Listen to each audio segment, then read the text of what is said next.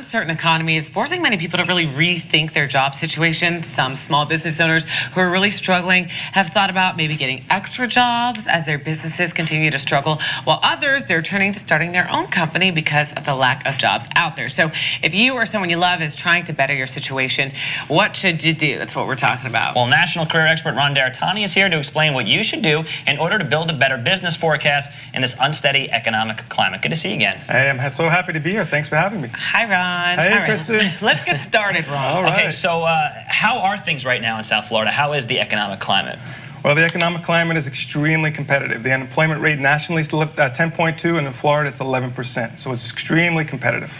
Ron, what do you do? How do you stay motivated if either you're looking for a job, you're unemployed? I mean, some people have been unemployed for so long, or maybe you're in a job and you just hate it. You're not making enough money. What should you do? How do you stay motivated? Well, those people that have a job are so fortunate. So that's the first thing we tell people all the time.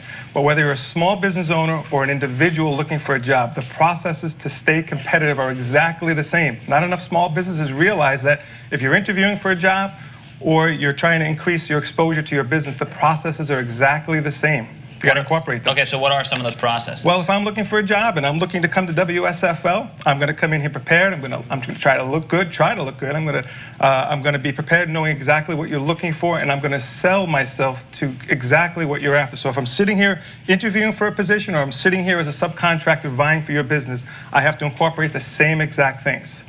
Ron, do you recommend social networking sites? Because I know there's not only Facebook and MySpace and Twitter, but there's ones like LinkedIn. Do you recommend those? Do those even make a difference? They make an enormous difference because, again, if I'm a small business, and I am a small business, I have my information on all those sites. But if I'm an individual, and LinkedIn and Facebook, the bottom line is you want to get exposure. So if you're interviewing or you're vying for business, the exposure is enormous. Okay, Ron, we're talking about a lot of do's. Let's talk about don'ts. Give the people watching some absolutely, positively, 100% do not do this when you're trying to get a job.